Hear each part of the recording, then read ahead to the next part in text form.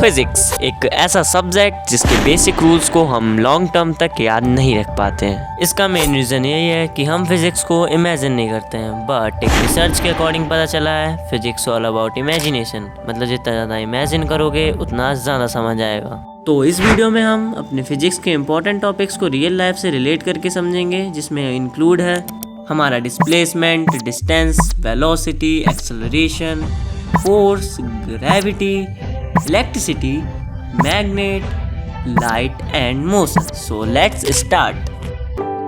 इन सभी टॉपिक्स को कवर करने से पहले हमें एक बात पता होनी चाहिए जो बहुत इंपॉर्टेंट है, व्हाट इज फिजिक्स। इसका फंडा बड़ा सिंपल है। अपने डेली लाइफ में होने वाले जितने भी इंसिडेंट्स हैं, लाइक कार का स्पीड में चलना या साइकिल का स्पीड में चलना, अगर हम इसके ऊपर स्टडी करते हैं तो मेरे भाई यही फिजिक्स होती है। बट इसको एक एग्जांपल से समझते हैं। लाइक अगर कोई कार स्पीड में चल रही है तो फिजिक्स के अकॉर्डिंग हम उसका वेलोसिटी, एक्सेलरेशन फाइंड कर सकते हैं, यही है फिजिक्स। बट इसको एक परफेक्ट डेफिनेशन से समझते हैं। Study on any incident of your life is called physics. But physics Greek language का वर्ड है, ये भी हमें पता होना चाहिए। और अगर बात की जाए डिस्प्लेसमेंट की, जिसको हिंदी में विस्थापन कहते हैं, और डिस्टेंस की, जिसको हिंदी में दूरी कहते हैं, तो हम समझेंगे इसमें डिफरेंस क्या है। सपोज करो आपको कोई मौका मिला है कार चलाने का, आपने कार को पॉइंट ए पे स्टार्ट किया और पॉइंट बी पे ब्रेक लगा दी। ये एक्टिविटी आपने एक ही डायरेक्शन में की है, नॉर्थ में। तो इस सिचुएशन में डिस्प्लेसमेंट हो गया 100 मीटर और डिस्टेंस भी 100 मीटर हो गई, पर सिर्फ इस सिचुएशन के लिए, ना कि इस सिचुएशन के लिए, क्योंकि इस सिचुएशन में हमने कार को पॉइंट ए से पॉइंट बी तक ड्राइव किया है और कवर किए हैं 200 मीटर। बट डिस्प्लेसमेंट है 100 मीटर, क्योंकि जिस पॉइंट से हमने स्टार्ट किया था उस पॉइंट से इस पॉइंट तक की दूरी है 100 मीटर। तो डिस्प्लेसमेंट इज़ 100। इसे एक और एग्जांपल समझते हैं। इस एग्जांपल के बाद आपका ये कंसेप्ट क्लियर हो जाएगा। तो इस एग्जांपल में हम अपनी कार को चारों डायरेक्शन में 100 मीटर चलाएंगे और उसके बाद कार को उसी पॉइंट पे रोकेंगे जहाँ से वो स्टार्ट हुई थी। तो इस सिचुएशन में हमारा टोटल डिस्टेंस हो गया 400 मीटर, बट डिस्प्लेसमेंट इज़ 0। और अगर बात की जाए क्वांटिटीज़ की, तो डिस्टेंस के पास मैग्नीट्यूड है और डिस्प्लेसमेंट के पास मैग्नीट्यूड प्लस डायरेक्शन। तो यहाँ पे डिस्टेंस हो गया scalar quantity and displacement is a vector quantity. और इस वीडियो को एंड तक देखना, बिकॉज इस वीडियो के एंड में एक गिव अवे है, तो उसे मिस मत करना। Move on the next topic, जो है वेलोसिटी और एक्सेलरेशन। सो सपोज करो कि एक कार की कांस्टेंट स्पीड है 80 किलोमीटर पर आवर और एक एरोप्लेन की कांस्टेंट स्पीड है 1000 किलोमीटर पर आवर। तो क्या इन दोनों केसेस में एक्सेलरेशन इन्वॉल्व है या नहीं? अभी आपका आंसर क्या है वो आप कमेंट कर दो। और अगर हम देखें इन दोनों केसेस में स्पीड कांस्टेंट है और वेलोसिटी भी चेंज नहीं हो रही है, तो इसका मतलब नो एक्सेलरेशन, मतलब यहाँ पे एक्सेलरेशन है ही नहीं। बहुत से लोग एक्सेलरेशन को हाई स्पीड से रिलेट करते हैं, बट ये गलत है, क्योंकि एक्सेलरेशन तभी एग्जिस्ट करता है जब वेलोसिटी चेंज होती है, क्योंकि वेलोसिटी के पास होती है स्पीड प्लस डायरेक्शन। तो एक एग्जाम्पल समझते हैं एक्सेलरेशन का, जिसमें एक कार है जो 0 किलोमीटर पर आवर की स्पीड से 20 किलोमीटर पर आवर की स्पीड तक आ जाती है सिर्फ 5 सेकंड में। तो एक्सेलरेशन है, क्योंकि वेलोसिटी भी चेंज हुई है और स्पीड भी कांस्टेंट नहीं है। तो इसे एक और एग्जांपल से समझते हैं। मान लो एक कार है जो कि कांस्टेंट स्पीड से चल रही है 30 किलोमीटर पर आवर, बट यहाँ पे क्या एक्सेलरेशन है? ऑब्वियसली यस, क्योंकि यहाँ पे हो रही है डायरेक्शन चेंज और उसी से वेलोसिटी चेंज हो रही है, मतलब वेलोसिटी का पॉइंट चेंज हो रहा है। भले स्पीड कांस्टेंट है, बट यहाँ पे वेलोसिटी चेंज हुई है, तो मेरे भाई एक्सेलरेशन है। But how to calculate acceleration, उससे पहले ये डेफिनेशन लिख देना। और अब मैं बताता हूँ इसका फॉर्मूला क्या है। तो acceleration is equals to change in velocity upon time. Change in velocity का मतलब initial point minus final point, और इसे u और v से डिनोट करते हैं, और अपॉन में आता है t, मतलब टाइम। तो इसे अप्लाई करके देखते हैं। मतलब एक कार है जो a पॉइंट से b पॉइंट तक 10 मीटर पर सेकेंड से जाती है, और यहाँ पे एक्सेलरेशन फाइंड करते हैं। तो सबसे पहले फॉर्मूला आता है, और इनिशियल वेलोसिटी पॉइंट मतलब 0 और फाइनल वेलोसिटी पॉइंट इज 10 और टाइम है 5 सेकेंड। और इन वैल्यूज़ को फॉर्मूले में पुट करते हैं, मतलब 10 माइनस 0 अपॉन 5। अब इसे सॉल्व करते हैं, मतलब 10 upon 5 is equals to 2। But इस 2 को हम अकेला नहीं लिख सकते हैं, तो क्या लिखें? वैसे एक्सेलरेशन की वैल्यूज़ को लिखा जाता है मीटर पर सेकेंड स्क्वायर में, पर क्यों लिखा जाता है वो आज समझ लेते हैं। देखो ऊपर है मीटर पर सेकेंड और नीचे है 1 सेकेंड, तो इन सेकेंड को एक दूसरे से मल्टीप्लाई करके मीटर सेकेंड स्क्वायर आ जाता है। तो फाइनल आंसर आ गया है A = 2 मीटर सेकेंड स्क्वायर। और ये एक वेक्टर क्वांटिटी है क्योंकि एक्सेलरेशन और वेलोसिटी में सेम डायरेक्शन होती है। तो अब समझते हैं फोर्स, जिसका यूज़ हम डेली लाइफ में बहुत सी एक्टिविटी में करते हैं, like opening a door, riding a bicycle, lifting an object. But force होता क्या है, चलिए समझते हैं। सपोज करो एक बॉल है जो कि रेस्ट में है, बट आपको अपने टीममेट को उस बॉल को पास करना है। तो सिंपल सी बात है, आप बॉल को किक करोगे जिससे कि वो बॉल आपके टीममेट के पास पहुंच जाए। बट यहाँ पे फोर्स का क्या लेना देना है? ऑब्वियसली आपने फोर्स को किक की फॉर्म में अप्लाइड किया है, तभी वो बॉल आपके टीममेट के पास पहुंच पाई। ऐसे ही एक और एग्जांपल से समझते हैं। सपोज करो इस डेस्क को पॉइंट A से पॉइंट B तक ले जाना है, तो इस डेस्क को बहुत ज़्यादा पुश करना पड़ेगा तभी ये यहाँ तक पहुँचेगी। तो इसका मतलब फोर्स को पुश की फॉर्म में अप्लाई किया गया है, तभी डेस्क यहाँ तक आ पाया। बट अगर एक पेन को इस डेस्क पे से उठाना है तो यहाँ पे लिफ्टिंग काम करेगा। तो हमने सीखा पुश, लिफ्टिंग एंड किक।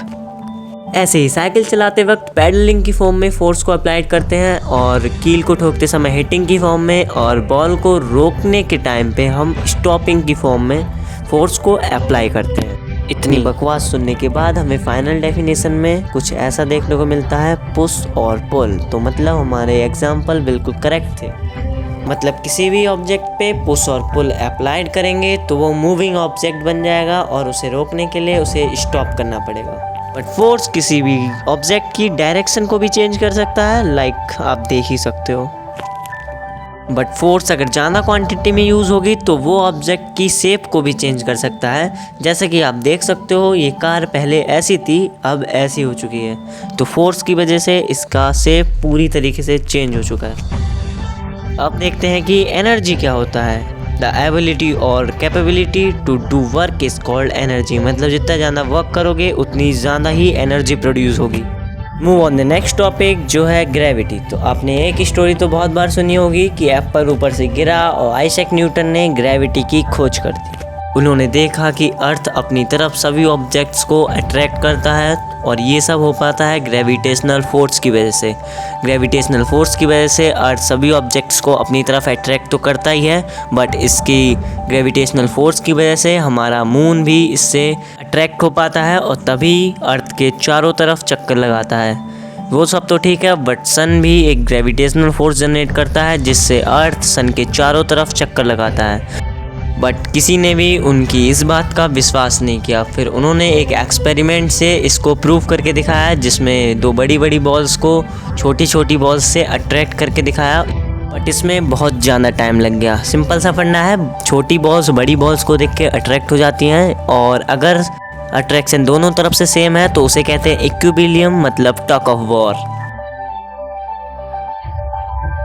बारी आती है इलेक्ट्रिसिटी की, जिसको हम कई तरीक़ों से प्रोड्यूस करते हैं। मतलब वाटर वेव्स से, न्यूक्लियर एनर्जी से, और नेचुरल गैस के थ्रू भी हम इलेक्ट्रिसिटी जनरेट कर सकते हैं। वो सब तो ठीक है, बट इलेक्ट्रिसिटी के रास्ते में एक चीज़ रुकावट लाती है जो है रेजिस्टिविटी। मतलब इसको डिनोट करते हैं ओम से। बट ओम कौन है? जॉर्ज ओम, एक फेमस जर्मनिस्ट साइंटिस्ट जिन्होंने ये थ्योरी दी है V = I/R, voltage direct proportional to current resistance. इसे एक एग्जांपल समझते हैं। मान लो एक प्रेस है जिसमें इलेक्ट्रिसिटी फ्लो हो रही है, और रेजिस्टेंस की वजह से उसमें हीट भी जनरेट हो रही है। तो वहाँ पे एक टेम्परेचर भी होगा और टेम्परेचर भी होगा, तो ये थ्योरम कहलाती है थर्मोडायनामिक्स। वो सब तो ठीक है, बट एक इलेक्ट्रिक सर्किट क्या होता है?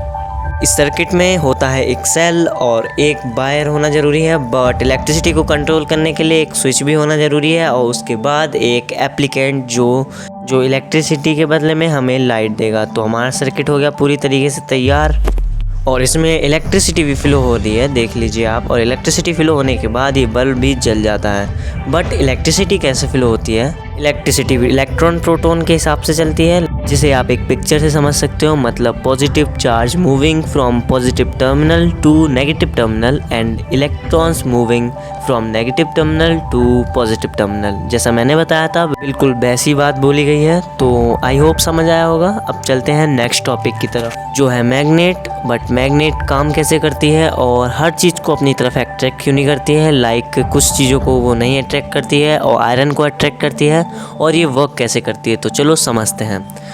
फेरोमैग्नेटिक मतलब ऐसी चीज़ें जिसे मैग्नेट अट्रैक्ट कर लेती है, मतलब जैसे कि आयरन। बट आयरन को मैग्नेट अट्रैक्ट क्यों करती है? क्योंकि इसके पास एक सिंगल इलेक्ट्रॉन होता है। मतलब अगर कोई बंदा सिंगल है तो भाई वो तो किसी भी लड़की से अट्रैक्ट हो जाएगा ना, तो वही वाला फंडा यहाँ पे है। बट एक ऐसा ऑब्जेक्ट जो कि मैग्नेट से अट्रैक्ट नहीं होता, जैसे कि बनाना, तो बनाना इसलिए अट्रैक्ट नहीं होता क्योंकि वो डबल इलेक्ट्रॉन्स के साथ होता है। मतलब अगर किसी के पास पहले से ही गर्लफ्रेंड है तो वो किसी लड़की को देख के क्यों ही अट्रैक्ट होगा। मतलब पेयर्ड इलेक्ट्रॉन्स मैग्नेट से अट्रैक्ट नहीं हो सकते हैं, बट एक अनपेयर्ड इलेक्ट्रॉन अट्रैक्ट हो सकता है क्योंकि वो सिंगल है और मैग्नेट के पास भी अपना खुद का एक इलेक्ट्रॉन है, तो वो एक दूसरे से अट्रैक्ट हो जाता है। मैग्नेट के पोल्स भी कुछ इसी तरीके से काम करते हैं। मतलब एस और एन बहुत अच्छे दोस्त हैं और एस और एस की लड़ाई हो चुकी है। फादर ऑफ मैग्नेटिक फील्ड मतलब मैग्नेटिक फील्ड का इन्वेंशन हुआ ऐसे, कंपास को रखा नीचे और उसकी निडल मूव कर गई और उनके दिमाग की बत्ती जल गई और उन्होंने एक theory they the magnetic field, जो हम आज तक झेल रहे हैं। बट वो इतने में शांत नहीं थे, उन्होंने थोड़ा और सोचा और थम्स अप किया और फिर उसके बाद रूल निकाला, राइट हैंड थंब रूल। मतलब डायरेक्शन ऑफ करंट थंब के अकॉर्डिंग, फिंगर्स मैग्नेटिक फील्ड की डायरेक्शन दिखाएंगी। बट उसके बाद भी उन्होंने निकाला लेफ्ट हैंड थंब रूल, जिसमें थंब और फिंगर के बीच में 90 डिग्री का एंगल बनना चाहिए और ये जो उंगली है वो मैग्नेटिक फील्ड को दिखाएगी और ये जो अंदर आती हुई उंगली है वो करंट की डायरेक्शन को बताएगी और थंब मोशन को बताएगा। अपने बचपन में एक मैजिक ज़रूर किया होगा, मतलब कंघी को बालों पे रब किया होगा और फिर देखा होगा कि पेपर कंघी को चिपक गए। भाई साहब मैजिक, बट ये मैजिक नहीं था, यहाँ पे था कूलम्ब्स लॉ। कंघी के पास इलेक्ट्रॉन नहीं थे, आपने इलेक्ट्रॉन दिए और कागज उसको चिपक गए। अपने नेक्स्ट टॉपिक की तरफ बढ़ते हैं जो है लाइट, मतलब इंट्रोडक्शन टू लाइट। लाइट एक एनर्जी की फॉर्म में हमें ऑब्जेक्ट्स को देखने के लिए हेल्प करती है। बट अर्थ पे लाइट का मेन सोर्स क्या है? वो है सन। मतलब सन मेन सोर्स है अर्थ पे लाइट का।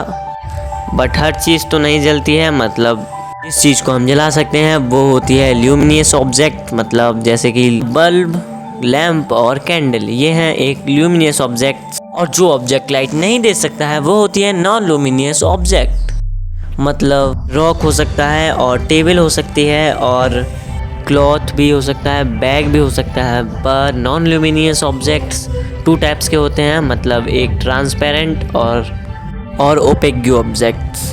इन दोनों में थोड़ा सा डिफरेंट है। मतलब ट्रांसपेरेंट ऑब्जेक्ट लाइट इधर से उधर फ्लो कर सकते हैं, बट जो ओपेक ऑब्जेक्ट्स होते हैं वो लाइट को रोकते हैं और शैडो क्रिएट करते हैं। मतलब लाइट को इधर से उधर फ्लो नहीं करने देते हैं और शैडो क्रिएट करवाते हैं। यहाँ पे काम करता है रिफ्लेक्शन और रिफ्रैक्शन, मतलब कि अगर कोई प्लेन चीज़ है तो लाइट उस पर बाउंस करेगी। बट रिफ्रैक्शन में ट्रांसपेरेंट ऑब्जेक्ट होता है, इसलिए लाइट बेंड होके उधर साइड से निकल जाती है। बट हम लाइट को देख कैसे पाते हैं? वो होता है अल्ट्रा मैग्नेटिक रेडियंस की वजह से, जो हमें यूवी रेडियंस, एक्स रेज और भी बहुत चीज़ों में देखने को मिल जाती हैं। और आज की वीडियो को यहीं पे ख़त्म करते हैं। और बाकी अगर बात की जाए गिव अवे की, तो मैंने आपके लिए क्लास 10th की पूरी फिजिक्स के नोट टेलीग्राम चैनल पे डाल रखे हैं, तो वहाँ से जाके डाउनलोड कर लो, लिंक डिस्क्रिप्शन में है। ये नोट्स आपके लिए बहुत ही ज़्यादा बेटर हैं और ये चैनल भी, तो चैनल को सब्सक्राइब कर लेना। और नेक्स्ट वीडियो प्रोसेसिंग में है, तो मैं आपसे वहीं मिलूँगा। बाय।